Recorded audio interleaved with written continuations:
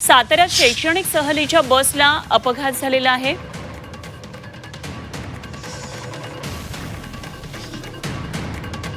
कराडच्या वाठार गावाजवळ बस दरीत कोसळली। या बसमध्ये जवळपास 40 ते 45 विद्यार्थी असल्याची माहिती कळतेय। जखमींवर कराडच्या रुग्णालयात उपचार सुरू आहेत। सर्व मुलं ही नाशिकच्या पिंपळगाव बसवंत मधल्या शाळेचे असल्याची माहिती कळतेय।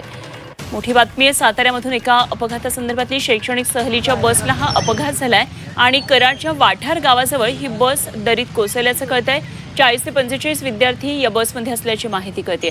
तुषार तपासे आमचे प्रतिनिधी आपल्या बरोबर आहेत आणि आणखी सविस्तर तपशील जाणून घेऊया। तुषार, बसच्या अपघाताची बातमी कळतेय, विद्यार्थी यामधून प्रवास करत होते, काय नेमके आणखी तपशील आहेत? पुणे बंगळुरू जो महामार्ग आहे त्या महामार्गाच्या खरं तर महापदरीकरणाचं काम सुरू आहे आणि अनेक ठिकाणी डायव्हर्जन्स आहेत, मात्र हे डायव्हर्जन्स समजत नाहीयेत आणि या ठिकाणी खरं तर वाठार गावाजवळच्या हद्दीमध्ये या ठिकाणी ही बस जी आहे विद्यार्थ्यांना घेऊन सहलीसाठी निघालेली ही बस आहे ती खाली कोसळली। खरं तर तो जो मार्ग आहे त्या मार्गावरून ती खालच्या दिशेला गेली आणि त्याच्यामुळे हा अपघात झालाय।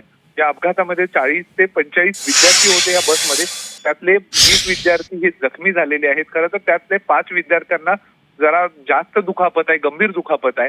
त्यांना तिथल्या कृष्णा हॉस्पिटल इथं तातडीनं आता हलवण्यात आलेलं आहे। मात्र या ठिकाणी जो अपघात झाला आहे तिथं बचाव कार्यासाठी पोलीस असतील किंवा तिथले स्थानिक असतील हे तातडीनं पोहोचल्यामुळं मोठी जे काही याबाबतचं जे काही मोठं वृत्त होतं तसं काही पुढे आलेलं नाहीये।